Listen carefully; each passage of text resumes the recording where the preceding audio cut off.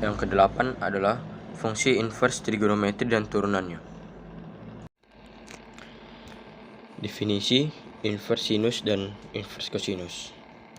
Untuk memperoleh dari sinus dan kosinus, kita batasi daerah asalnya masing-masing pada interval minus pi per 2, pi per 2, dan 0, pi. Sehingga dapat ditulis X sama dengan inverse sinus Y ditulis menjadi Y sama dengan sin X pada interval X lebih besar dari minus pi per 2 lebih kecil dari pi per 2. Kemudian X sama dengan inverse cosinus Y dapat ditulis Y sama dengan cos X pada interval X lebih besar dari 0 dan X lebih kecil dari pi. Kemudian inverse tangen dan inverse secant. Untuk memperoleh inverse dari tangen dan secant, kita batasi daerah asalnya masing-masing pada interval minus pi per 2, pi per 2, dan 0, pi per 2. Gabungan interval pi per 2, pi. Sehingga X sama dengan tan inverse tangen Y dapat ditulis Y sama dengan tangen X, di mana X lebih besar dari minus pi per 2 dan lebih kecil dari pi per 2. Kemudian X sama dengan inverse secant Y dapat ditulis Y sama dengan secant X pada interval X lebih besar dari 0 dan lebih kecil dari pi, di mana X tidak sama dengan pi per 2. Kemudian pada teorema A terdapat 4 identitas yang berguna. Yang pertama, sin dikali inverse cosinus X sama dengan akar kuadrat dari 1 dikurang X kuadrat. Yang kedua, cosinus dikali inverse sinus X sama dengan akar kuadrat 1 dikurang X kuadrat. Yang ketiga adalah secant dikali inverse tangen X sama dengan akar kuadrat dari 1 tambah X kuadrat. Yang keempat, tangen dikali inverse secant X sama dengan yang pertama akar kuadrat X kuadrat kurang 1 jika X lebih besar dari 1, lebih besar sama dengan 1. Yang kedua, minus akar kuadrat X kuadrat kurang 1 jika X lebih kecil sama dengan minus 1. Kemudian turunan fungsi trigonometri. Yang pertama, turunan sinus X sama dengan cos X. Turunan tan X sama dengan secant kuadrat X. Turunan secant X sama dengan secant X dikali tangen X. Turunan cosinus X sama dengan sinus X. Turunan dari kotangen X sama dengan minus cosecant kuadrat X. Turunan dari cosecant X sama dengan minus cosecant X dikali kotangen X.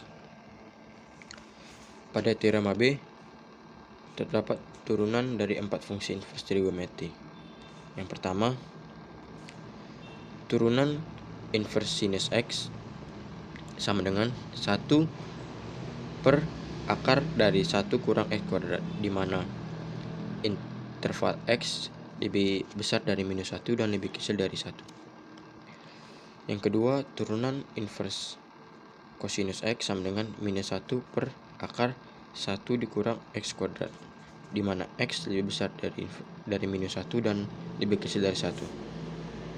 Yang ketiga, turunan dari inverse tangen X sama dengan 1 per 1 tambah X kuadrat. Yang keempat adalah turunan inverse secant X sama dengan 1 per X dimutlakkan dikali akar kuadrat dari X kuadrat kurang 1, di mana X mutlak lebih besar dari 1. Contoh soalnya adalah diketahui inverse cosinus dari minus setengah sama dengan hasilnya adalah 2 pi per 3, karena nilai cos dari 2/3 pi sama dengan cos 120 derajat sama dengan minus setengah. Maka inverse cosinus dari minus setengah adalah 2/3 pi. Selanjutnya yang terakhir adalah yang ke-9, fungsi hiperbolik dan inversnya. Fungsi hiperbolik adalah salah satu hasil kombinasi dari fungsi-fungsi eksponen. Fungsi hiperbolik memiliki rumus. Selain itu, fungsi inverse serta turunan dan antiturunan fungsi hiperbolik dan inversnya. Baiklah, menurut definisi fungsi hiperbolik, fungsi sinus hiperbolik, kosinus hiperbolik, dan 4 fungsi terkait lainnya didefinisikan oleh sinus H. Ini maksudnya adalah H di sini hiperbolik, berarti sin H ini adalah sinus hiperbolik. Begitu juga seterusnya.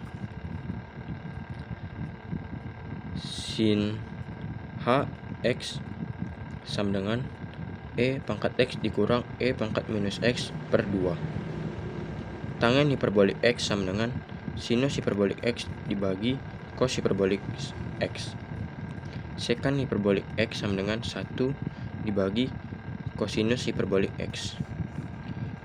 Kosinus hiperbolik X sama dengan E di pangkat X ditambah E pangkat minus X dibagi 2.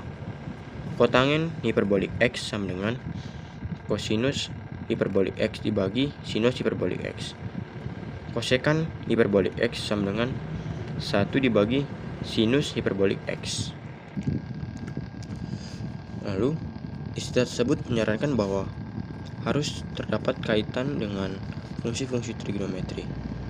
Memang ada. Pertama, identitas dasar untuk hiperbolik.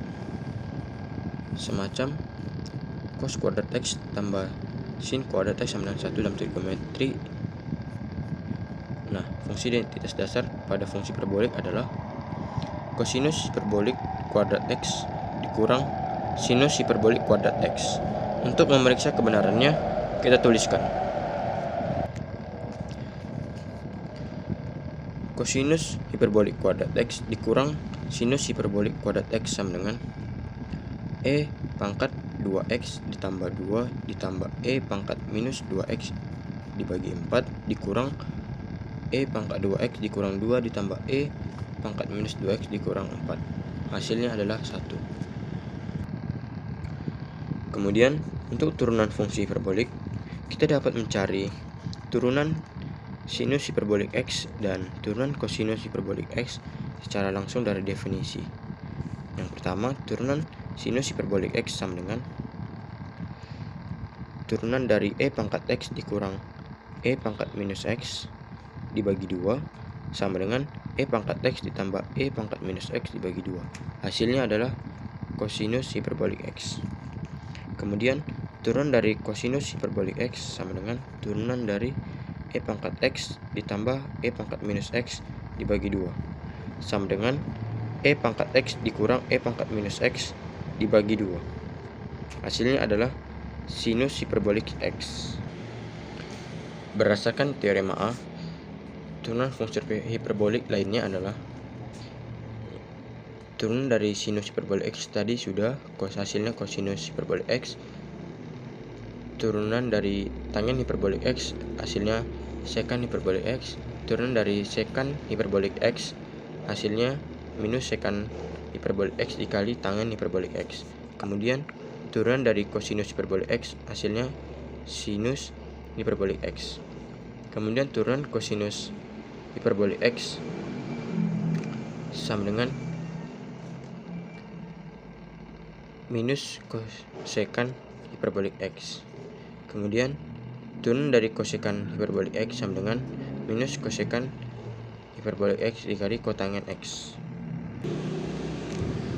Selanjutnya, terdapat inverse fungsi hiperbolik.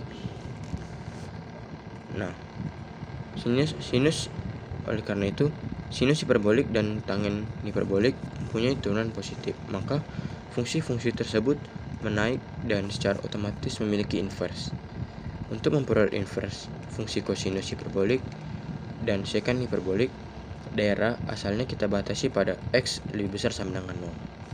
Jadi X sama dengan sinus, maksud saya inverse sinus hiperbolik Y adalah, maksud saya dapat juga ditulis Y sama dengan sinus hiperbolik X. Kemudian X sama dengan kosinus maksud saya inverse kosinus hiperbolik Y, dapat ditulis juga Y sama dengan kosinus hiperbolik X, dan X lebih besar sama dengan 0. Kemudian X sama dengan inverse tangen hiperbolik Y, dapat ditulis Y sama dengan tangen hiperbolik X. Kemudian X sama dengan secant, maksudnya inverse secant hiperbolik Y, dapat juga ditulis dengan Y sama dengan secant hiperbolik X, dan X lebih besar sama dengan 0. Baiklah, contoh soalnya adalah diketahui cos hiperbolik X tambah sin hiperbolik X sama dengan E pangkat X.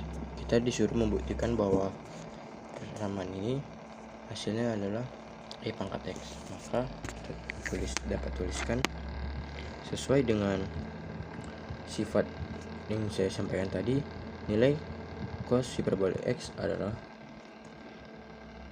E pangkat X ditambah E pangkat minus X per 2 ditambah nilai sin hiperbolik X adalah E pangkat X dikurang E pangkat minus X dibagi 2. Maka penyebutnya sudah sama, kita langsung jumlahkan pembilangnya. E pangkat X tambah E pangkat X sama dengan 2 E pangkat X, E pangkat X dikurang E pangkat minus X 0 dibagi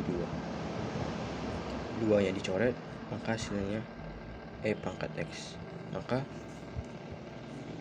cos hiperbolik X tambah sin hiperbolik X sama dengan E pangkat X itu betul.